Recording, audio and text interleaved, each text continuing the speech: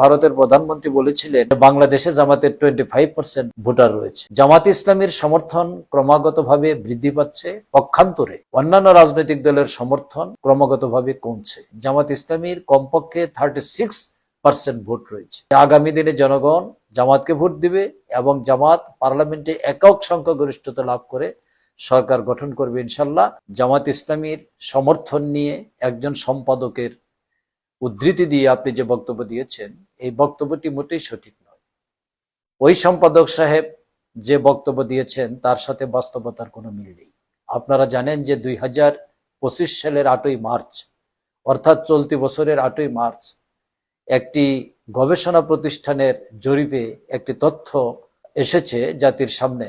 সেই তথ্যটি দৈনিক প্রথম আলো সহ বিভিন্ন জাতীয় দৈনিকে প্রচার করা হয়েছে।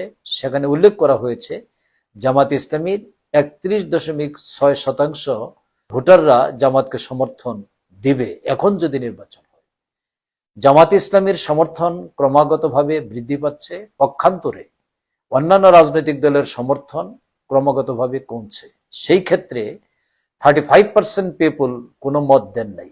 65% পিপলের মতের ভিত্তিতে জামাতকে ভোট দেওয়ার আকাঙ্ক্ষা পোষণ করেছেন এরকম লোকের সংখ্যা 31.6%। যদি 35%-এরও মতামত প্রকাশিত হয়, সামনে আসে, তাহলে এই পার্সেন্টেজ অনেক বাড়বে। আমার বিশ্বাস এই আলোচনা এবং তথ্য থেকে জামাত ইসলামীর কমপক্ষে 36% ভোট রয়েছে। আর ওই সম্পাদক সাহেব 5, 6, 10% বলে যে কথা বলেছেন, এটা মোটেই সঠিক নয়। 2012 সালে ভারতের প্রধানমন্ত্রী বলেছিলেন যে বাংলাদেশে জামাতের 25% ভোটার রয়েছে। 2001 সালে জামাত ইসলামীর প্রাপ্ত ভোটের যে পরিমাণ, সেটা 12%, 13%-এ গিয়ে পৌঁছেছিল। সুতরাং এখন জামাত ইসলামের ভোট কয়েক গুণ বৃদ্ধি পেয়েছে। এই অবস্থায় আমি আশা করব, আমার বক্তব্য অত্যন্ত স্পষ্ট, যে আগামী দিনে জনগণ জামাতকে ভোট দিবে এবং জামাত পার্লামেন্টে একক সংখ্যাগরিষ্ঠতা লাভ করে সরকার গঠন করবে ইনশাল্লাহ। এই সমস্ত বক্তব্য দিয়ে জনগণকে বিভ্রান্ত করা যাবে না। জামাত ইসলামীর ভোট কম বা 10%-এর বেশি হবে না, এগুলি হলো একটি মতলবী বক্তব্য। এই মতলবী বক্তব্যের সাথে বাংলাদেশের জনগণের কোনো মিল নেই।